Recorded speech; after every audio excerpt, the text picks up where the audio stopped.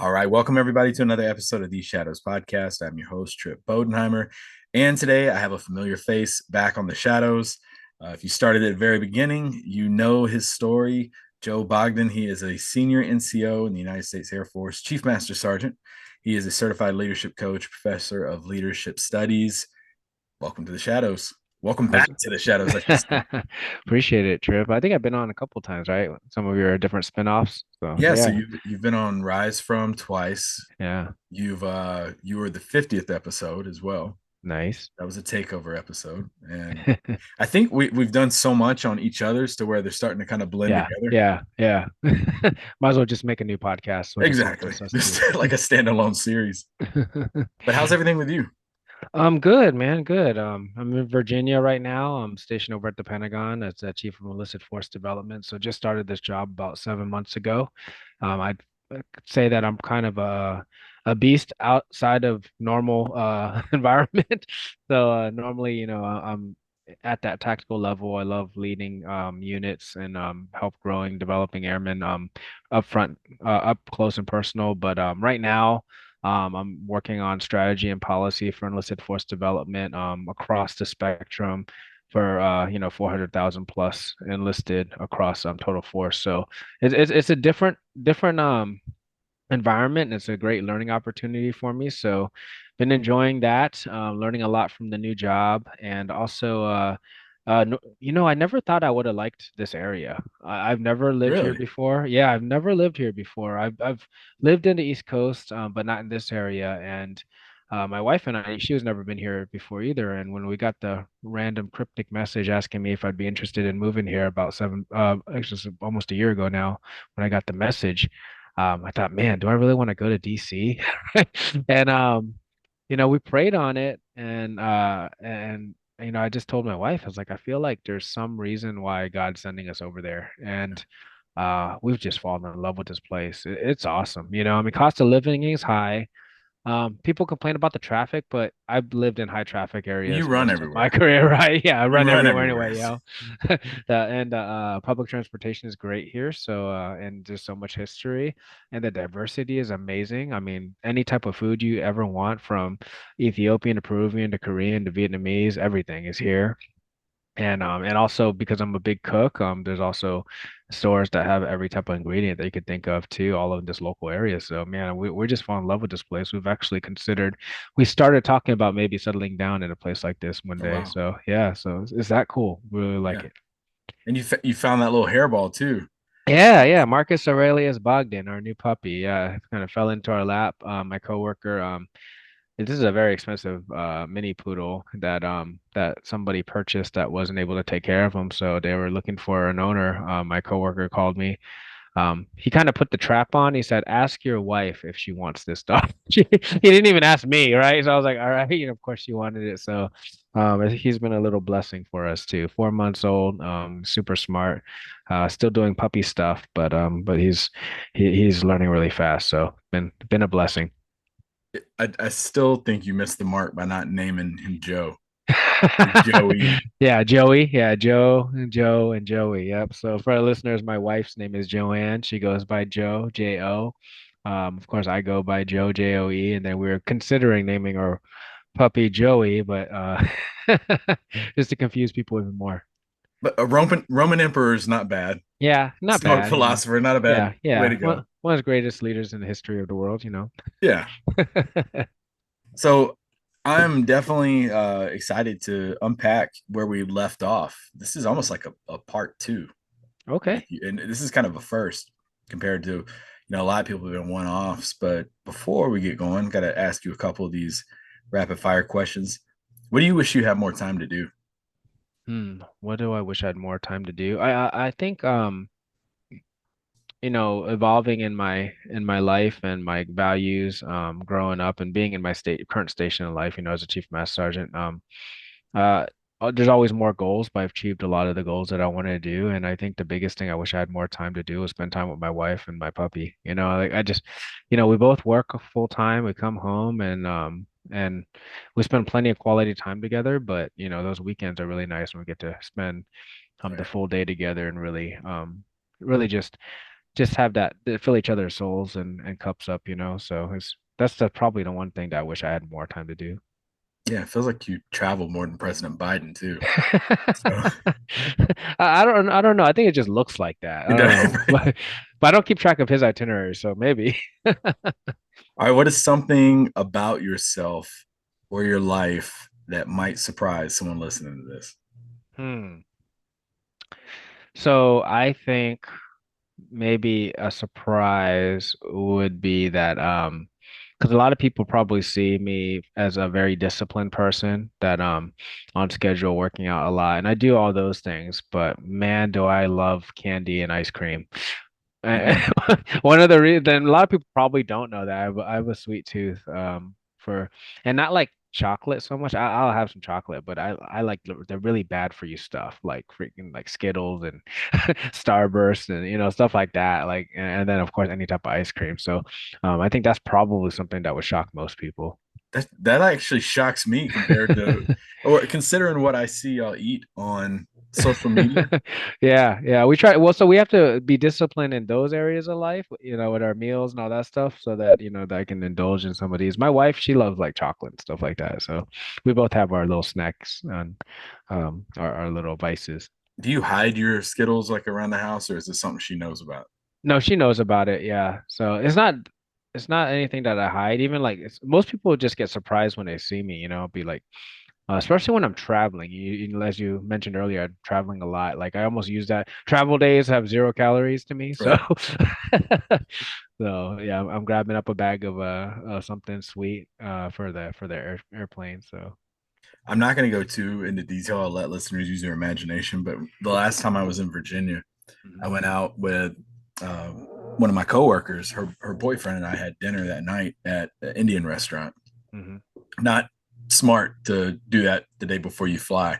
yeah, Then the day I flew, I was like, well, I'm flying today. It's kind of a cheat day. So I had chili dogs from the Varsity okay. at the So you're Atlanta just airport. yeah, so you're just adding on. Okay. Well, just adding on, I'm like, well, it's only a 37-minute flight from Atlanta to Montgomery. Well, they actually turned our plane around because the weather wasn't great. Yeah, So the second that plane turned around, that's when my body was like, yeah. Started bubbling up. all right, Indian food and Varsity. So yeah. Yeah, okay. Next question for you.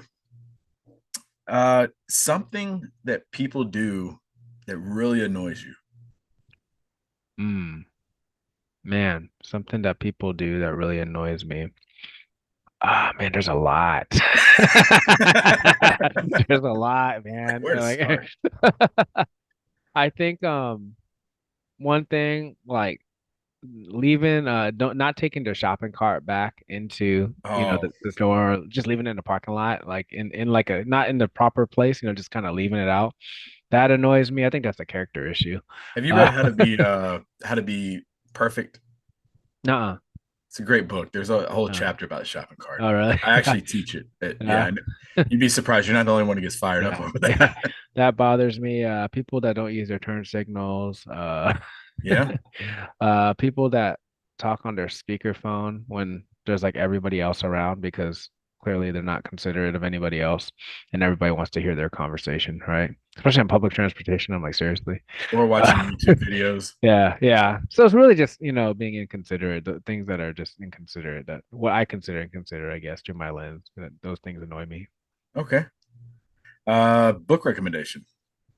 Man, so let's see, man. I've read a couple books this year already that I really, and I can't remember what I might have recommended the last time that we talked. So, Last um, time I think it was Obstacle is the Way. okay, yeah. So that's still one of my favorites. Right. What was the book that you just brought up that you teach from? How to Be Perfect. Yeah. So, it's funny, How to Be Perfect, but it's not that book, but How to Be a Roman Emperor, How to Live Like a Roman Emperor. I like that book. I listened to the audio version of that. Yeah, that's a great book. Something I read recently that I think is just eye-opening is Like War. Um, it's a book like like Facebook hitting like. It's called Yeah. Like War, Mm. and it kind of is play on words, right? Because it's also talking about social media and how it's influenced huge things, and since it's beginning, and it's things that I almost forgot about and didn't even realize how much social media influenced Yeah. things. So it's something that I think is really good and really timely right now to read, and or you could listen to the audio version is really good too. So I think that's really good with us, like especially with everybody's using social media, but I think that I can't really say that us as a population, we're very digitally literate. Mm, I don't think we know the full impacts of what we're using, right? And the second and third order effects. So, I mean, it's pretty eye-opening, some of the things, just huge things in from wars to contingency operations to elections, like all kinds of stuff across the world. Yeah, it's pretty eye-opening. So I really recommend Like War. And then for me, I always like to read a book that's just entertaining, right? And a book that I always loved back in the day was Anthony Bourdain's book, right? Kitchen Confidentials. And this book called Your Table is Ready. It's really cool because it's about the story about a maitre d' in New York City. And and some of the stuff it kind of is almost like a homage to that Kitchen Confidentials, but from a different lens and it's a little bit more updated. So I found a lot of entertainment there too. Because I try to read stuff that I just find entertaining. And the cooking restaurant industry is always, something that intrigued me. I never want to run a restaurant, especially after reading these books. But yeah, and those are three that I read recently that I really like. I could see you as a Gordon Ramsay type. Yeah, just yelling at people. Yeah. What did you think of Six Types of Working Genius? You know what? I really like that book. I thought it was really good. Initially when I first started listening to it, how many books are there about personalities and Exactly. strength and gifts? So I went in there almost with a hypercritical attitude. But, you know, I'm a huge Patrick Lencioni fan, and the way he writes his books and fables, I know that he's a devout Christian, and I think he does that in many ways because that's the way Jesus told stories through parables and fables, like Mhm. that so I think that he kind of takes that storytelling and teaches that way. And that book was just, I thought it was phenomenal. I actually thought around I think if you read it and you're on a team and you don't think about it, like you start identifying your geniuses on your team. If Yeah. you don't do that, you're probably missing the boat because that book actually was very timely because we were working on big projects on our team and kind of talked about that a little bit. So yeah, I thought it was a great book. Okay. As always, we'll have these under our resource recommendations on the website. And last question, I haven't put you through this question yet. A lot of other people have gone through it. I've heard some crazy answers. Dinner for three, three historical figures who are no longer with us. Hmm. Who do you break bread with? All right, Jesus. Yeah, um, He's been to every one, I think. yeah. I mean, I got a lot of questions. You know, so definitely Jesus. Bruce Lee. Okay. To me, he's the pioneer for Asian Americans. He was my hero. Um, so I would definitely talk to him. And then the other one would be the other person we talked about, Marcus Aurelius. I would love to talk to Marcus Aurelius. A close fourth would be Teddy Roosevelt. I just Okay. thought I thought as guess a two out of badass. your three. Yeah, yeah. Yeah. What Coming was the two into that you guessed? Marcus Aurelius and Jesus. Okay, you didn't see Bruce Lee coming? Huh. No, I didn't see Bruce Lee. The best one, the best one that I've got, I've said this on several episodes already. I Hmm. interviewed Aaron Conrad, and he said Jesus, his mom, and Freddie Mercury. Freddie Mercury. That would be an interesting, yeah, that would be an interesting conversation. Well, he said Um, he's gonna name his that's gonna be the title of his book. really? Okay. Jesus, my mom, and Freddie Mercury. I would read that just because of the The title. title, the title alone. All right, so last time we left off, so we actually recorded. You were my first episode of the Shadows that we recorded Mhm. Yeah. after going on the Llama Lounge. That I mean, it's been well documented on here. That inspired me to get the Shadows started. So on October 1st, 2020, the midst of the pandemic, and it was kind of crazy how it happened too, because I remember, uh, gosh, I was running late for some reason, something at work, and I remember having to hightail it home, get on there, hit the record button really quick, and I'm like, wow, this is how podcasting's going to be. Oh my gosh. Uh, but it was a great interview, and I've got nothing but positive feedback from any and everyone who's listened to that episode. But you were in quarantine about to deploy when we, and I can't remember if we even mentioned it on Yeah. the air, but it's crazy to think that was nearly 3 years ago. Yeah, I didn't think it was nearly 3 years ago. Holy smokes. Yeah. Yeah, yeah, it was. If it was October 1st, I couldn't remember the exact day, but if it was October 1st, I was at the tail end of my quarantine. So at that Hmm. point, I had been in quarantine for about 3 weeks. And that was the third quarantine I had been in that year for multiple training, different things, getting ready for deployment. So that one was an extra long one, and right at the tail end of it, was a deployment to Al Assad in Iraq. So it was 2 days before my birthday, and I think a couple days after that we deployed out. So yeah, you take me back a little bit during that time. It feels like that wasn't that long ago. Yeah, right. Yeah. But then when I have like, on Facebook when it brings up like, hey, these some of your memories, I'm like, that was almost 3 years ago. Really, Yeah. it's pretty wild. So that was a great deployment. But that quarantine time, I remember, I clearly wasn't scrambling to be anywhere because I was stuck in a room. So I was just waiting for you to show up so we could do this podcast recording. And I remember it's probably one of the best shapes I was in my life. Because throughout my quarantines, I created quarantine lists where I was doing a lot of mental fitness stuff, Mhm. reading, and then also a lot of working out. So I was shredded at that time. I was probably down at like 4% body fat during that time. Now Yeah, you're and eating then Skittles and yeah, eating Mary. Skittles. Yeah, so now I'm like at 8% body fat. It's crazy. I let myself go. I'm just kidding. I'm higher than that probably. But yeah, that was an interesting part of my life. I remember there was a lot of stuff that was kind of up in the air. I was still seeing my current wife, at that time a girlfriend, right? And even then, I wouldn't even say we weren't even um truly boyfriend girlfriend yet. We Y'all were we weren't were going just steady, yeah as the kids yeah we say. weren't going steady. Yeah. Yeah. Do people say that anymore? I, I I'm sure someone in my Yeah, 18 that to sounds like 21 happy demographic days would. Yeah. times, man. Yeah. Yeah, that was on the Wonder Years when people say that they're going steady. But yeah, we were dating still, but everything was up in the air because she was PCS into Korea. I was coming back after my deployment and she wasn't going to be there anymore.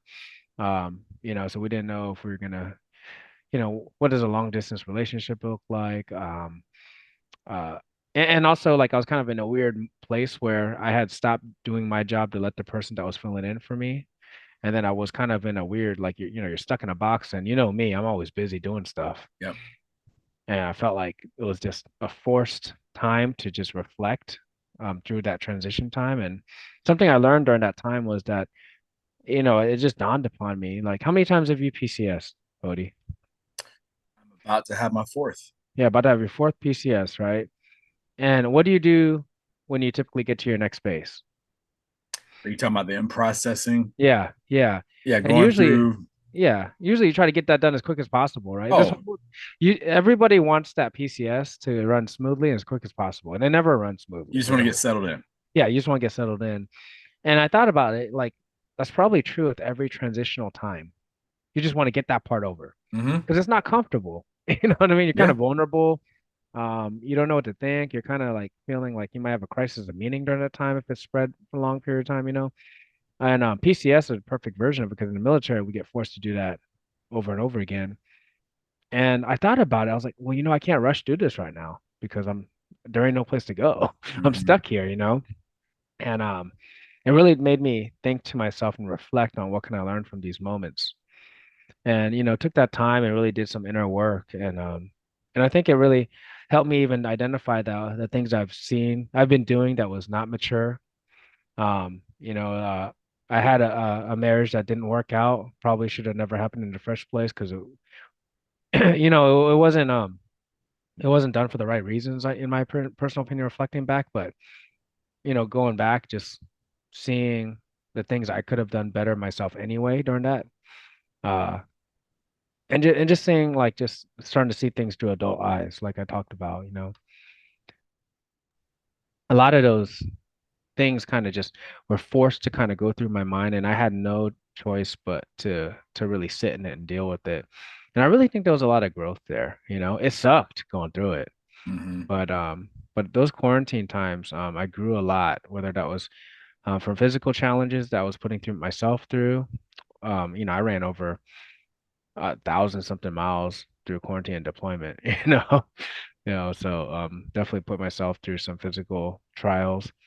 But yeah, definitely just that idea, that self-work, man. It was some deep work, and I gained a lot out of that. So definitely feel like I came out better on the other side. That was the goal. Yeah, I was going to ask you. That was going to be one of my questions to you. Is like looking back at the that time because it is 3 years ago. Now it's a lot of time for us to reflect on what we got out of it, what we learned from it. Some people said that it was the most miserable time of their life, and I mean, rightfully so. I mean, there was a lot of change. We talk about that change PCS, and there was change in place for people who've been in places forever and a day. I feel the same. I feel like I grew a lot and definitely took advantage of a lot of that time, and that self reflection time that was kind of put on our plates right in front of us, because you're right, you really had nowhere to go. You remember the times where it was you can't even get in the car and drive down the street. Yeah, When you yeah. did, it was like an episode of The Walking Dead. I remember like being excited to go grocery shopping. Never and before have I ever felt that way, because it was one of the few places you're allowed to go, right, Yeah. to go get some groceries. So, and depending where you're at, right, you have different restrictions. We're in California, so that was pretty Oh, restricted. But yeah, I think that looking back at that time and seeing a lot of people that went through it, it's interesting to see how everybody kind of approached it so differently. yeah. I think that like me and you, we were talking about it. I think we had an intentionality of getting on the other side of this better, whatever the other side looked like. Both of us got into podcasting during that pandemic time. Um, we started experimenting on teaching hybrids or just all virtual, and that's not something that's natural for a teacher, you know what I mean, to want to do that. You want that face to face, you feed off the energy. It's like having a comedy show on It is virtual, you know what I different. mean? Like It is yeah, different. it's very different, right? And we adapted, and then I know a lot of people gained a lot of weight and got out of shape for whatever reason. And I came out in better shape, and I think it's because I was like, no, it's the one of the few things you're allowed to do is get to go outside and run, and go do stuff. So Or I start a started, home gym. yeah, I mean, how many people started at home gyms? I wish I would have had a home gym business like Yeah, in January of 2020. yeah. Oh man, you remember like when you were trying to buy a kettlebell? It was like gold, Yeah.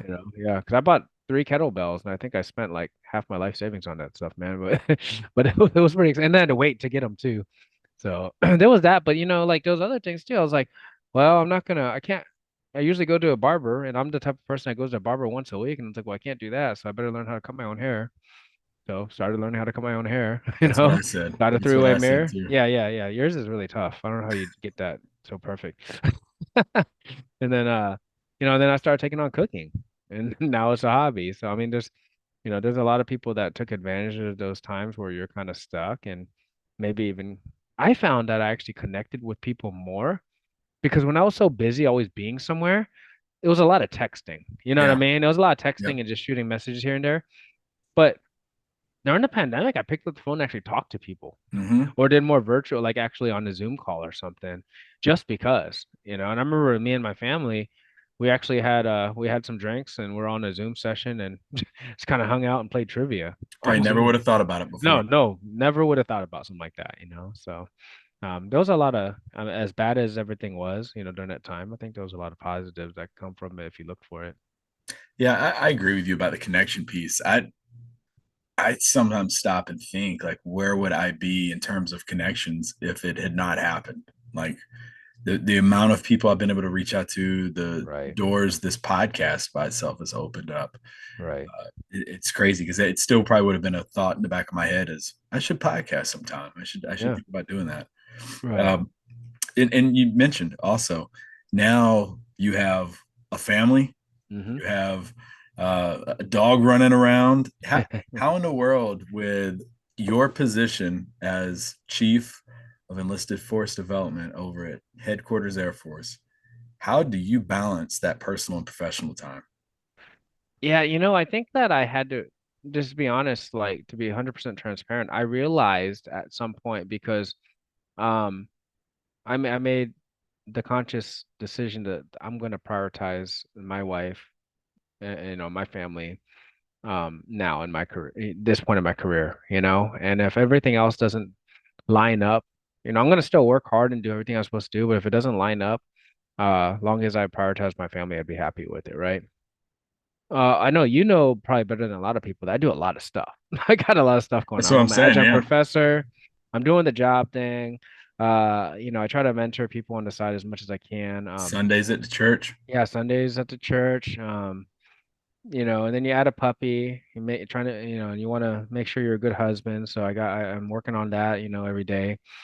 And I was doing the podcast, and we were working on a lot of stuff together too. And I had to pull out of some of that stuff because I realized I was doing like 10 things average.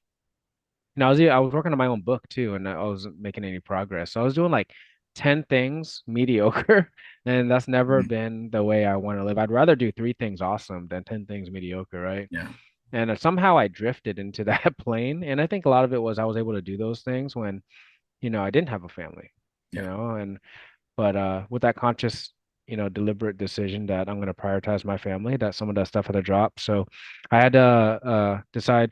The whole team was really busy, so I decided it was time to retire the Llama Lounge. As painful as that was, I had to make that decision. And then I looked at a couple other things I was doing, and I was like, hey, that's not really a high priority. It's not really moving the needle on my what my priorities and values are now. So, I cut a couple other things out of my life, um, and that's really what it is. You just got to figure out what your priorities are and make them Yeah. actually your priorities. So that's kind of what I did. I had to take a look at it and see what I could trim, and then and made those trims. And doesn't mean that's easy. Like I still kind of miss the podcast life, having cool conversations with people, but I realized it was the right decision. Yeah. I kind of saw it with, writing was kind of on the wall, even when we were down at the AFSA conference Yeah. last year in San Antonio. And I remember at first when it was, hey, we're all going to be part of this podcast influencer thing. And then you were like, I ain't going to have time for it. Yeah. Um, I'm sending in the big guy. I'm sending Yeah. Frank in Yep. to take care of it for a day because it's just not possible. And looking back at the Llama Lounge, because a lot of Shadows listeners, in fact, if I go on like Raphonic or Listen Notes or one of those sites, Llama Lounge is usually, along with usually Beyond the Rut and EQ Gangster, a lot of Shadows listeners listen to the Llama Lounge, and you've got plenty of episodes out there. They're not going anywhere. They're still out Yeah. there for people to listen to. But looking back at podcasting, when you started it, what did you think you were going to take away from it? And then at the end of that journey, what is it that you actually gained? Yeah, that's a good question. So I think when I started it, I felt like I wanted to give, right? And whether that was just cool conversations and thoughts from, people much smarter than me or me sharing some of my thoughts with the team. I was thinking often that what would Senior Airman or Staff Sergeant Joe Bogdan want to listen to? And what if Mm, Senior Airman Bogdan doesn't have a good mentor or, because we're not always blessed with great leadership. That's just honest, right? That's life. And maybe you're not in a place where your leadership wants to invest in you. And I thought to myself, I was like, well, what kind of things could we talk about that could help?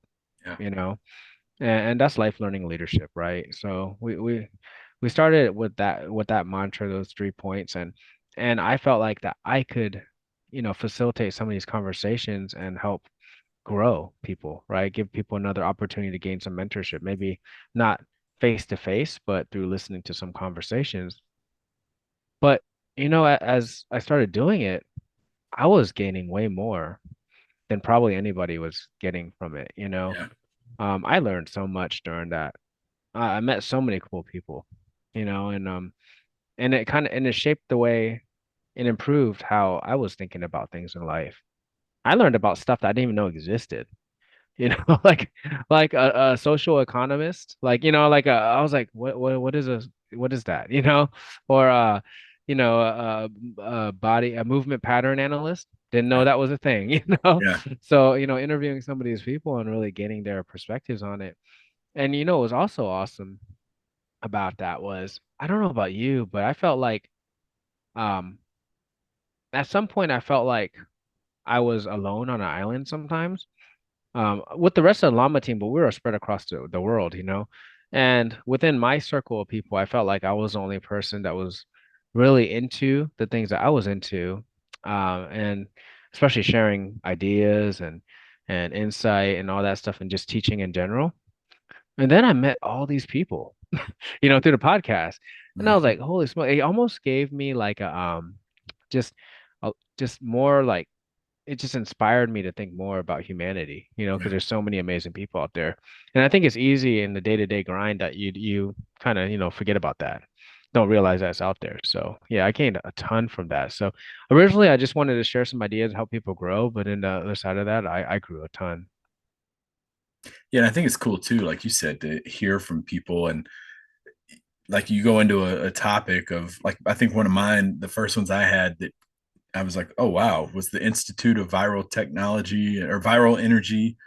Uh, Was it's that like the Wuhan thing or what is kind of, that? kind of, Okay. but All right. I was listening to it. And I'm like, wow, hearing people's passion about these things that they talk about, Yeah. and uh, Gain of function study research. What are you talking about? Like yeah, you got the person who created the whole COVID thing on your podcast? no, no, no, no, no, no, no. She she had an experience with an animal in the wild, Oh, so okay. Oh, yeah, okay. but We're going with that story. All right. yep. But just hearing this and different perspectives, and like you said, just the amount of knowledge you can gain from hearing someone else come on and talk on a podcast is it's incredible. What was the one episode to you that with you look back at and you're like, this is the one I'm most proud of? Man, I can't even freaking pick one, man. There was so many that were great. How many did y'all Um, have total? I think 150 something, maybe 155. I'm not 155. 100% Okay. sure. Yeah. I don't know. I don't think I could pick one. I mean, all the ones with John Gronsky were great. Oh my gosh. I just admire that man so much. The Yeah. Bathsheba Syndrome episode, which is one of the more later episodes, Yeah. got tons of great reviews with that. And and that was great because Dr. Longnecker, he's become a friend of mine.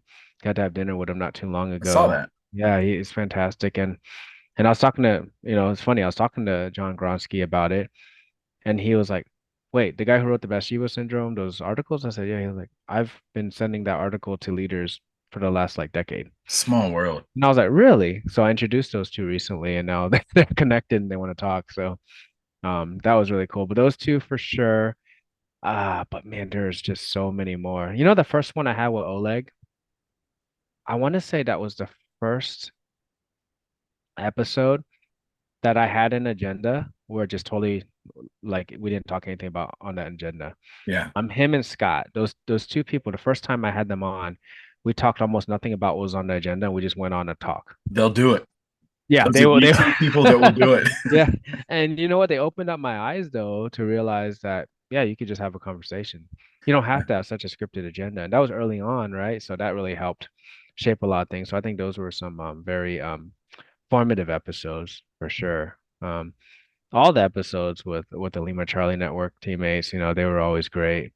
The one that you came on, you know, uh, one of your first ones, I think I'm trying to mix them up because, like you said, we both been on each other's podcast quite a bit. Another one that you shared about your father, Yeah. and we also had you on talking about the five voices and the gears, and I think those were always great episodes. So, man, it's tough to pick just one. There's I think that there's some that I look back on. I was like, I don't know if that was a great episode. I'm not gonna name them now. Oh yeah, yeah, yeah. Yeah, but like I could probably name the handful that I thought were like they were okay, Yeah. but the ones that were great, I feel like they were yeah, there were so many of them that really just influenced me so much. Yeah, there's a well. First of all, Scott and Oleg, I miss doing just a squirrel looking for a nut with them because we would Yeah, get onto the topic would be yeah, like fear, and yeah, as I have never seen somebody go so deep in the weeds as Oleg, but he's so knowledgeable talking about all this stuff to where it's intimidating talking to people who are way smarter than you. Yeah, Um, it was like he'll be like, yeah, there was water rolling down my window, and I sat there and watched it rolling down and thought, yeah, or what is it thinking right now? we talked about loss or grief, and he was Uh-huh. talking about like throwing away a pair of socks that you've had Yeah, forever, and you're yeah. really attached to these socks, and like, do we grief these socks? And I was like, I've sure enough, I had to throw out a pair of Under Armours, and I was like, Yeah. am I gonna miss these? Wow.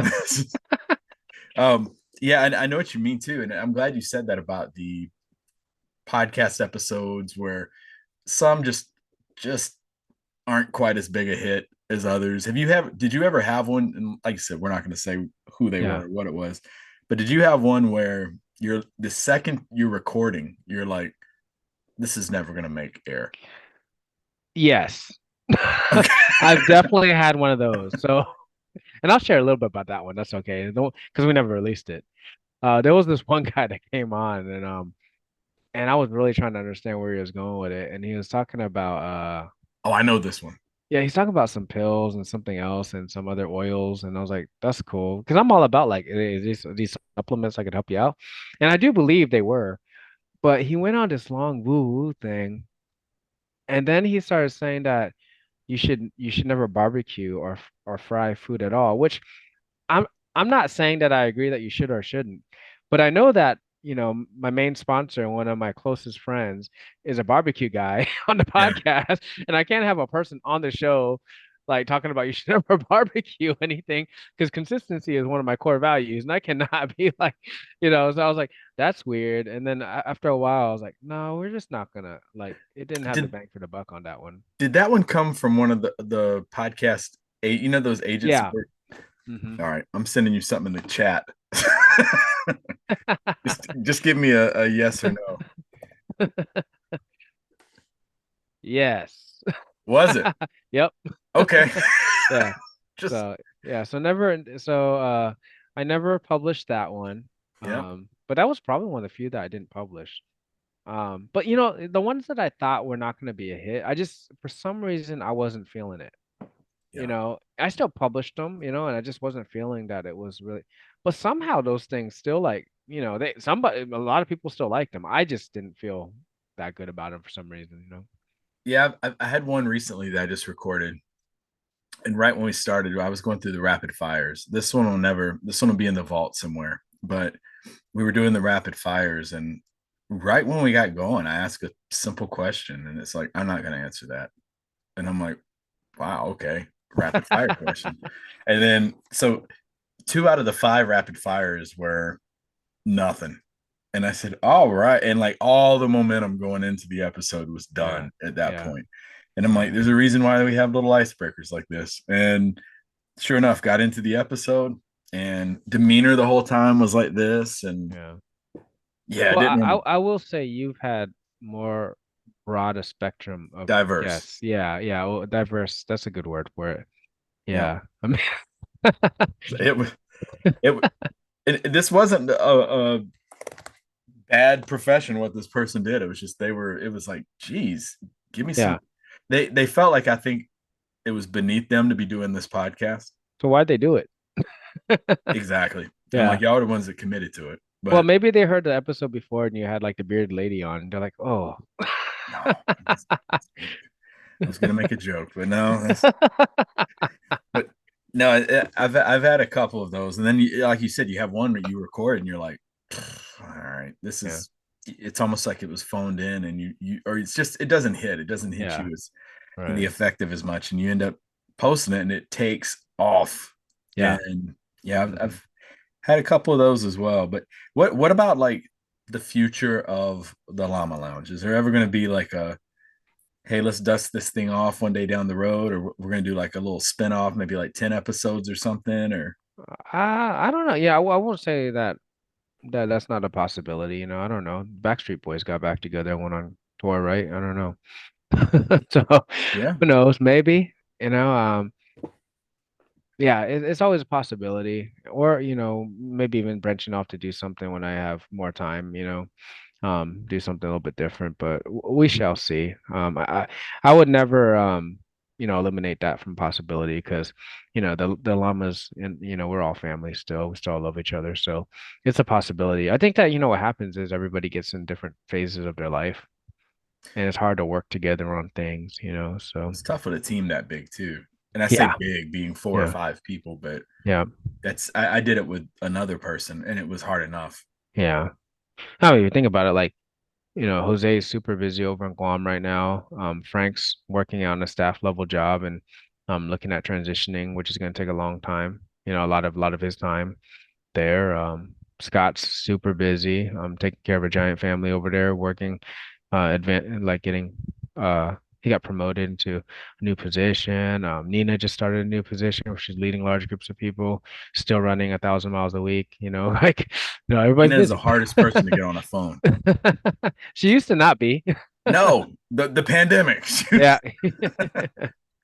I was thinking about it the other day. I was like, I used to talk to Nina all the time, and Yeah. now I'm like, I don't even know if Nina is still like on Facebook or Yeah. what have you. But yeah, Nina, if you heard that, you need Well, to. if you need to connect with her, hit up her on Strava. She'll be on Strava. So, Okay. yeah. Yeah. Yeah.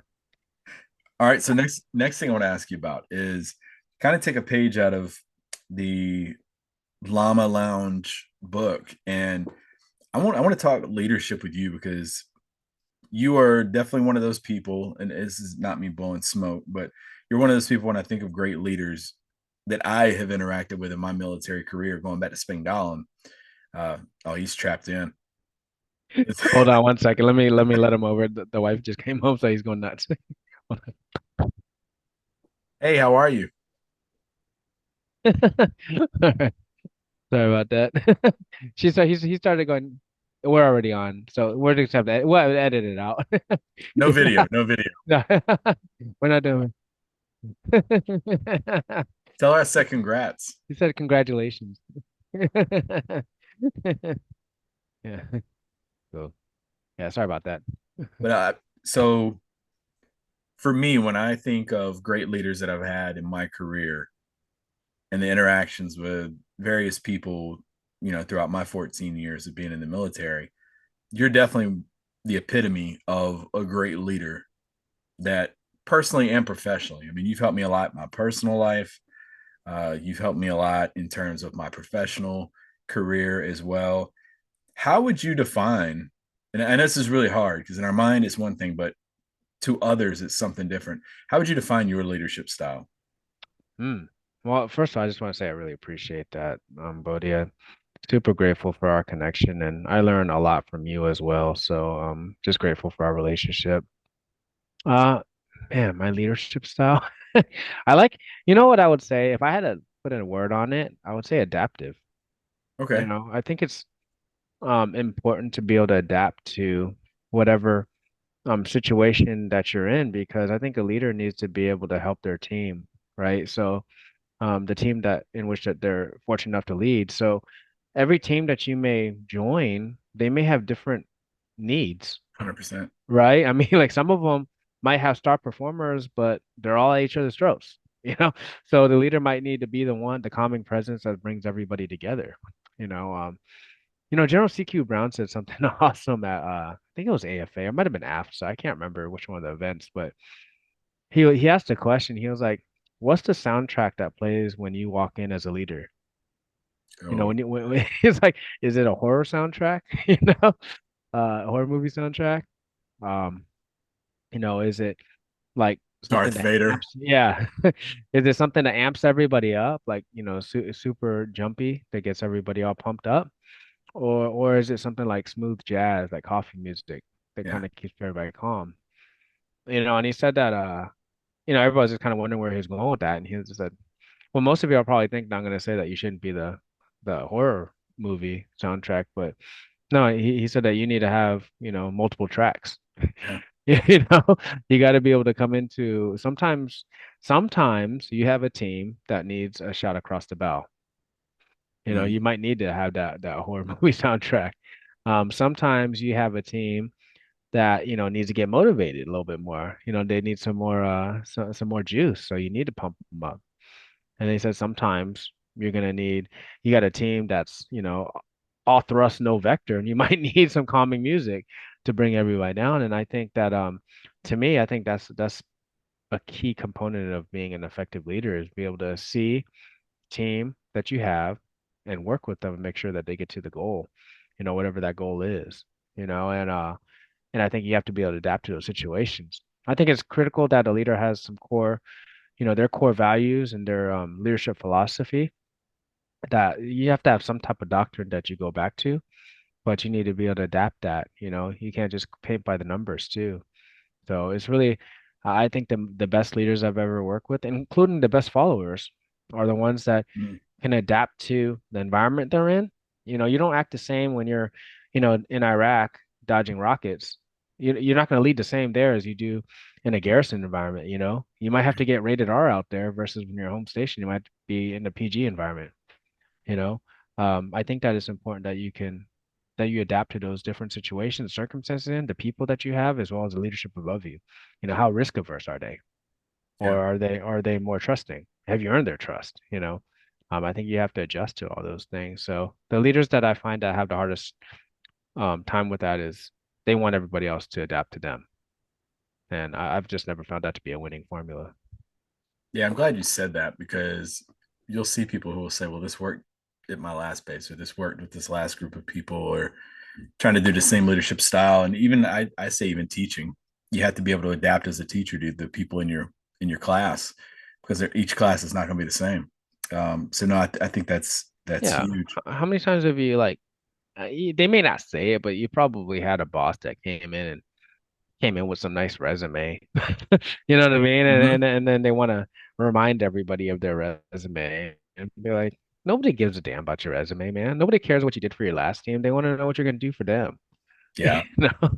Yeah, Yep. it's just Learn funny. learn to be interested versus Right. Yeah, versus sitting there being absolutely. interesting and telling everybody what you did. Yeah. Yeah, I like the soundtrack piece. That's actually, it really gets you thinking now. It's something as simple as that. You're building like the perfect leader. You get to, create a character. You're building the perfect leader. Uh, what are the most important skills besides adaptability that you can think of? Okay, so important skills for a leader. I think, and I'm not going to put these in any specific order because I Right. think they're all vital, right? I think that, as trite as it sounds, emotional intelligence is important, right? You can't, if you can't control yourself, you're not even aware of yourself, right? How many times have you walked in and seen a leader? It's like that dude off of The Office, the boss. Yeah.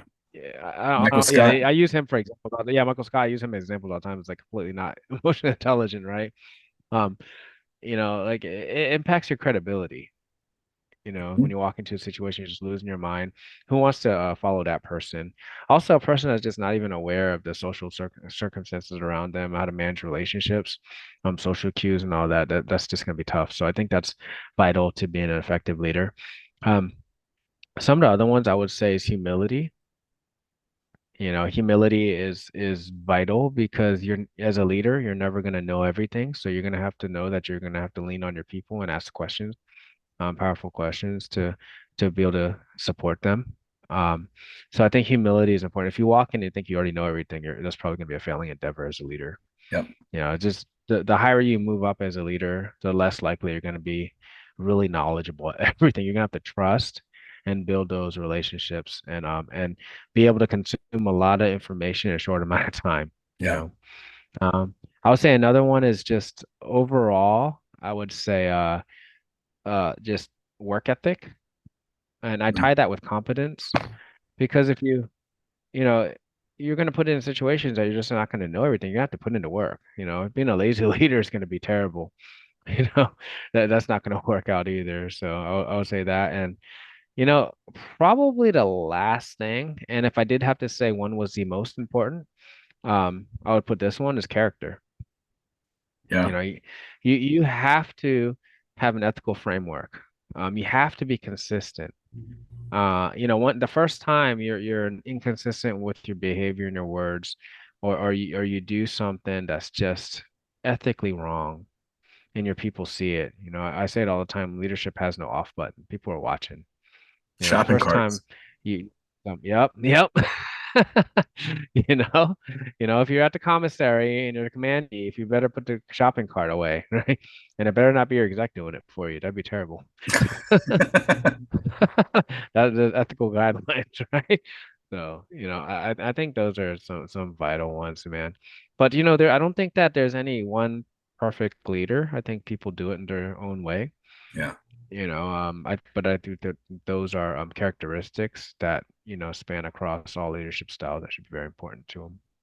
Yeah, those are pretty good. Character's big, like you said. That's, I mean, and I like how you dropped character and through adult eyes, two of your Rise from the Shadows episodes. Yeah. You went pretty in depth with There you that. go.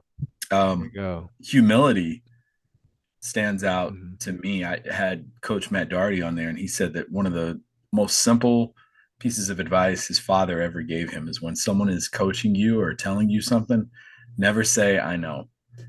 And Hmm. he said that shows you're uncoachable and you lack that humility. Just sit there and take it and understand it. And yeah, having those conversations, being aware, having your pulse on what's happening around people, emotional intelligence, Hmm.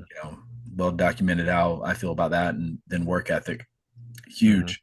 Um, but as a leader, one thing I know that leaders tend to struggle with that I've seen a lot in my career um, is delegation.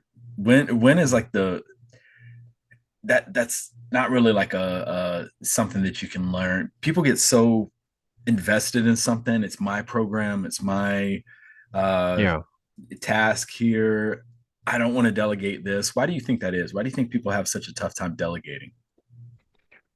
Man, there's probably a couple different reasons. Sometimes I think it's insecurity. Mm-hmm. Um, I think people want to make sure that they're the one, uh, the indispensable manager. Or wanted.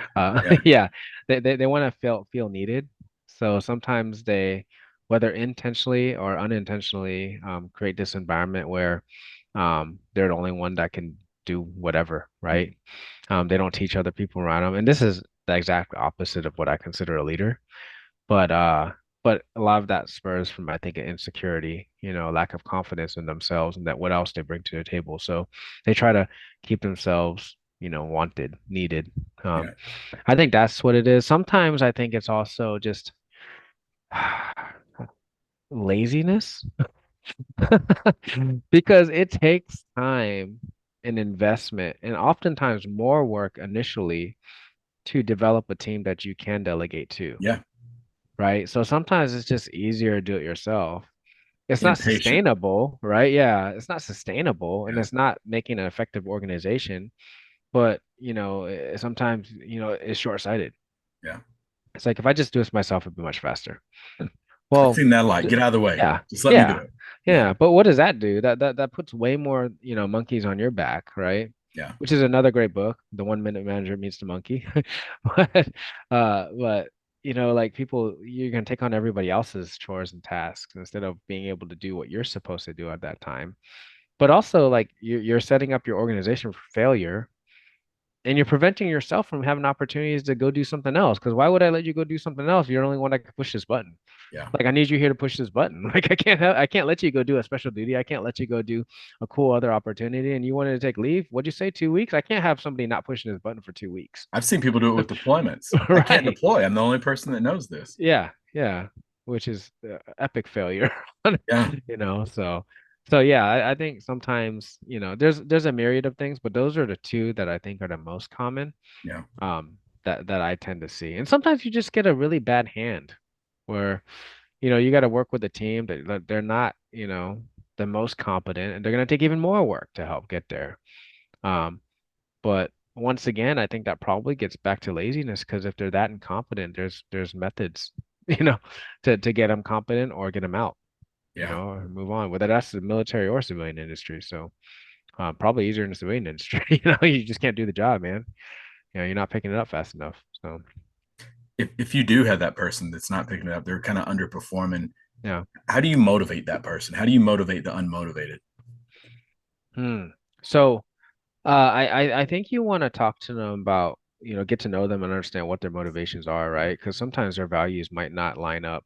I think the best way that's worked for me is finding out what's important to them and trying to tie whatever you're doing to that. You know what I Mhm. mean? So I remember I had an airman that just did not seem motivated about physical fitness, man. It was like you're just like, hey man, you need to like go do some PT because you're out of shape and your PT test's gonna come up and you know, it's gonna impact your career because it's a condition of employment. Um, just didn't seem like, people were like, don't you want to be healthy? Don't you want to eat right? Don't you? None of that worked for this Yeah. guy, right? Well, you find out that his motivation and he really values his family. And we're like, well, when you're able to tie it to like, hey, if you're not gonna have a job, you're gonna be able to feed your family. You know, you start talking through some of those things, you see a little bit more motivation to try to get into shape and realize maybe they're not going to get an excellent, but they're going to pass and they're going to get better shape. Uh, so that's important. But I think even better than that is, emulating what right looks like, setting the example, and really instilling discipline. And that's the long game. It takes a lot longer to do that. But I remember, uh, I remember I was at McDonald. Our buddy Mike Roderick, he was running a work center, and some of the people in that work center were out of shape. Yeah. They would be eating fast food all the time, and lunch all the time. Well, Roderick would just come to work every day, exemplify what a senior NCO is supposed to be, and eat healthy. Well, slowly you see more people eating salads. You know what I mean? Like you start Yeah. seeing that happen. So a lot of people don't really consider how much influence they have by being something that other people want to be, inspiring them. You know, I think that the best example is the best form of leadership is by example. But if you just need to motivate somebody, you don't have the time to instill discipline, then I think you really got to figure out what they value and tie whatever you're trying to do to their value to Someone what they explained it value. to me Yeah. like a plant. They said Mhm. we tend to put water on the petals and we're like grow.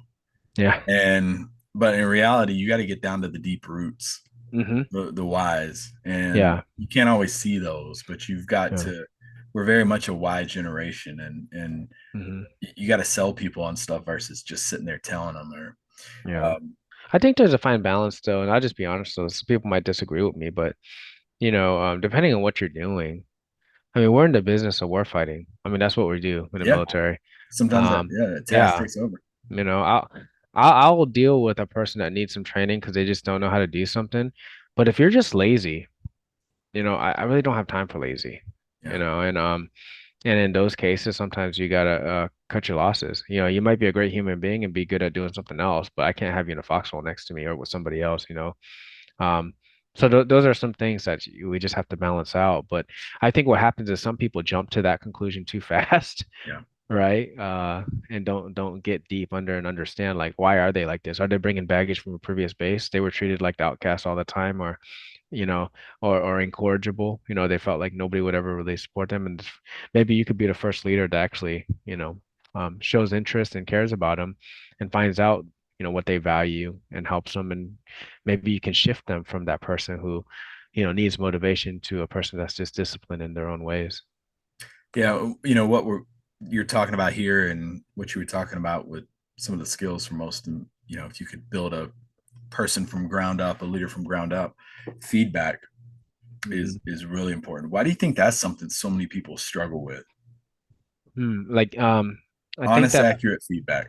yeah, I think most people, um, I don't want to use the word lazy again, but a lot of people don't like dealing with Avoidance. conflict. Yeah, whether they just want to avoid the conflict because they just don't feel like they have the time to deal with it because they got other stuff going on, or they just really loathe it, right? They're like, I mean, I don't know if anybody loves conflict. There's probably some people that love conflict, but most people probably don't love conflict, right?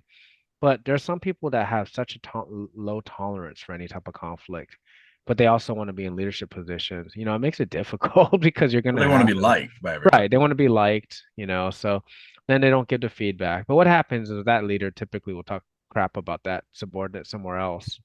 especially when they fail on something and it reflects on them. It's like, well, I've been trying to get them Mhm. motivated and this and Then they that, get but mad at yeah, them. yeah. But in reality, you don't really see any documented feedback or Yeah. any documented, which I think, any type of counseling session is still feedback. Don't see any of that, and all their evaluations are perfect, and person's very subpar. So I think people just like, a combination of people want to be liked, they want to avoid conflict for whatever reason. Maybe they're lazy or they're busy. And then people in general, it takes it takes intentionality to be willing to receive feedback. That's critical. Yeah. It takes character, right? And some people just aren't mature enough to be able to receive it. They say they didn't get feedback. They're looking for feedback. But then when they receive feedback that they don't actually want to hear, then they blow it off or they blame circumstances or everybody else for their shortfalls, their shortcomings. So I think that there's a lot of reasons why, because humans we're complex.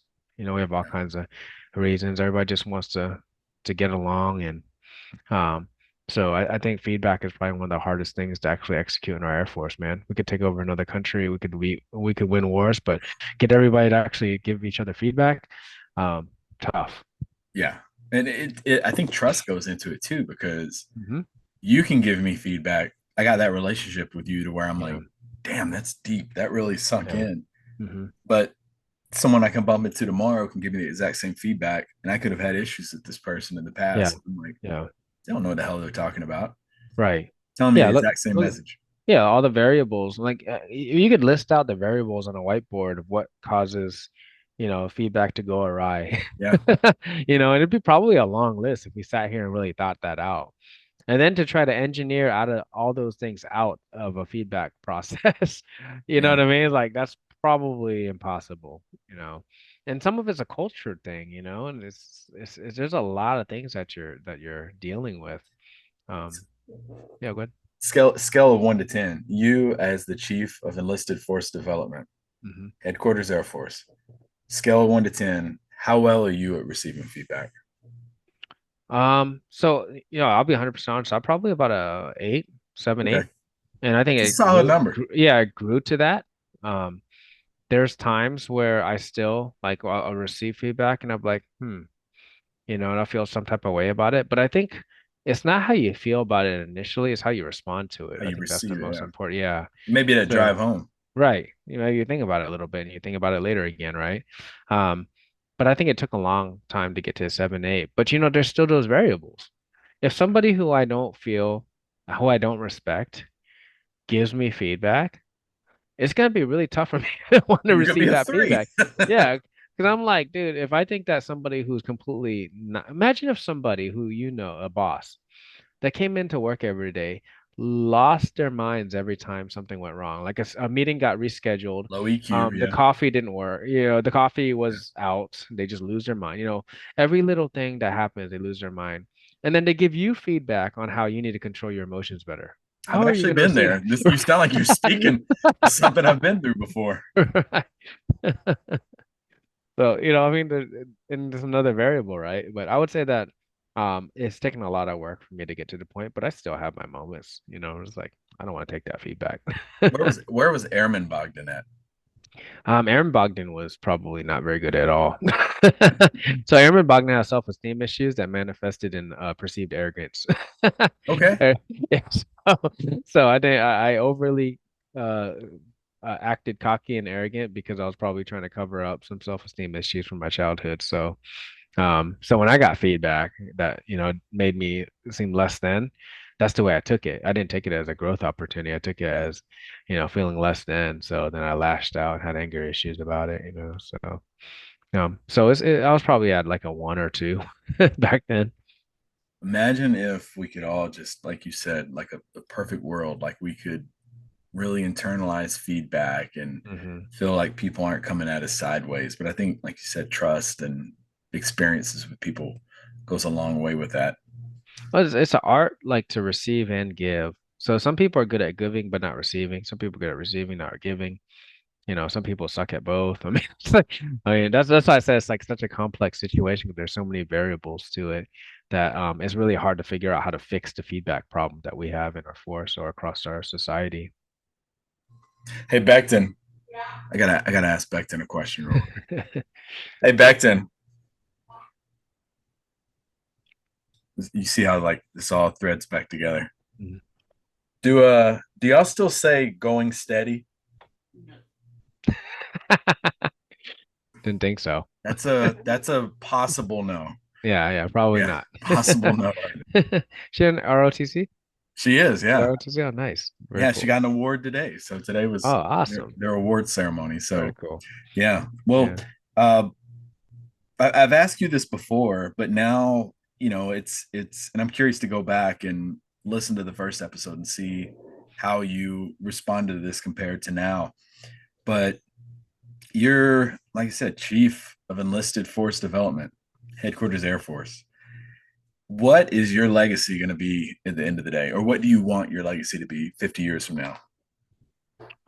Yeah, I want my legacy to be the people that I influenced, impacted, I helped them get better. That I was that I want people to say that they're better because they knew me. Yeah. You know, I think that's really what I would want my legacy to be. Same goes with my wife. I want her to think, when it's all said and done, that he was an awesome husband and he helped me grow. I mean, that's not, that's not that's for everybody. It's not just for the other people that I work with and everything. It's for my wife too. Even my puppy Marcus, hopefully that he can think if we could read his mind. Yeah. He might have gave me the rod every now and then, but he made me a better puppy. But yeah, I'm a teacher at heart. I think that's my vocation and my calling. So hopefully I can help people think through th ways. Even my book that I'm writing, it's not about giving people answers or a pathway to success. It's about giving them some thoughts on some powerful questions they can ask themselves to help, drive towards that self-mastery. So What's the it's all status about of this trying to book? help it. I think I got 4 chapters done. Yeah, I got Okay. 4 chapters in the intro done. So still working on it. Got some work to do. Yeah, yeah, still some work to do. It seems like it's getting bigger too. I don't Really? know. Yeah. But, as life goes on, I learn new stuff and I want to add it into the book to share with others. So I don't know. At some point, I'm just going to have to put a cap on it, but we'll see when. Do you have a title yet? Yeah, a working title. Part of it's my mantra that I won't share that out loud here. Yeah. But people that know my mantra, part of it's that, and part of it's what I talked about having powerful questions. I I was talking to Mary Polanco, and Mhm. she's writing a book, and she actually did the cover for her book, and Nice. she heard that if you have that sitting out, it motivates you more to do it because you can kind of see it. Oh yeah, Um, I maybe. thought that was interesting. Yeah. Well, now Chat GPT's out. Everybody should be able to write their own book, right? Yeah. No, no excuse. Well, what final comments do you have for listeners out there? I would say that, this it's awesome coming on here again. I- I would just share that, you should always be growing. I think it's really important that you have this plasticity. You're going through life and you're growing and learning and seeing stuff. Um, we talked about it, like talking to people on the podcast or me getting this new job. Part of the reason why I even said yes to this new job wasn't because just opportunity. It was because I was like, that's something I've never done before, and I'm probably not going to be good at it. So let's try this out, you know? So it really made me grow. So I would say, you always got to find ways to continuously grow, not just for yourself, but the people that you influence. But um, but also I think it's really important to figure out what you're anchored in. And I think that's when, really looking deep in yourself on what are your core values? What's your philosophy? Your leadership philosophy or your ethical framework. All these things you should really ask yourself those questions and take some time to flesh those out a little bit, write them out. Because if you don't have, just like us in the military, if you don't have doctrine to play off of, you're always just kind of going with the wind. What's next? You got to know who you are. It's not to say that that is going to be static throughout your whole life, but there's some principles and values that I'm pretty sure that we all hold that stay pretty true, to us. And it took me a while to figure that out. For me, my core values, the way I figured them out is what really bothers me. when they're crossed, and people that don't show strong character by being good teammates and thinking only themselves, they bother me. So I think character is one. I realize character was one. Consistency, I get really irritated when people say one thing but do something else, or when rules are set but they're not consistent across. Yeah, that consistency is one. So that's another core value of mine. And then competence. I can't stand it when people sign up to do a job and they don't try to do their best at it. So We have so those are found my core values. everything you hate has been addressed in this in this episode. This is great. Yeah. Yeah. So those are my core values, and they help shape how I see things, and what I'm gonna stand for and what I'm not gonna stand for, Yeah. you know. Everything else, fluid. Everything else is fluid. I'm constantly growing. I think, I say this all the time. The wiser I become, the broader the plane of my own ignorance I realize. It's like Yeah. there's more stuff I realize I don't know. And authentic curiosity will take a leader far away. So that's Well, what I'll leave you with. I can't thank you enough, as always, for being such a huge part of my life personally and professionally, and of the podcast. I mean, you've done so much for me off air, and the Shadows is what it is today, in large part to you and the Llama Lounge. So, personally, want to thank you again, and always enjoy seeing you anytime you're around. I know, like a couple weeks back, we went and got some Wenzel's. Was it Yeah. Wenzel's? No, we went to Jalapenos. Yeah, yeah, yeah. I That wasn't prefer very Wenzel's. good. Yeah, Winslow's was way better. I don't Wenzel's think is I want to better. go back to that place again, actually. That was a No, terrible decision, buddy. so and they don't sponsor the show, so I can Yeah, say it. But I've been yeah. there like 3 times and I've never enjoyed it. But Why'd you go Wenzel's, back? I don't want to go back again well, I to the wanted to one. do something. We went to Wenzel's the time before. I Yeah, wanted to do yeah, we something. went twice the time before. Yeah. Yeah. So I was like, I'll change it up. But yeah, I think Jalapenos is off of my recommendation list. But yeah, I can't thank you enough. And yeah, appreciate you taking time to do this. Yeah, absolutely. Real quick before you end this, is it really jalapenos or is it jalapenos and you're calling it that? I try to sound fancy. Oh, okay. Gotcha. Yeah. Okay. Okay. Yeah. That's probably they gave us crappy food that day because they heard you pronounce their name wrong. Yeah. If I go in, I'm like jalapenos. Yeah. So Thanks for having me on, brother. absolutely. That'll conclude this episode of the Shadows Podcast.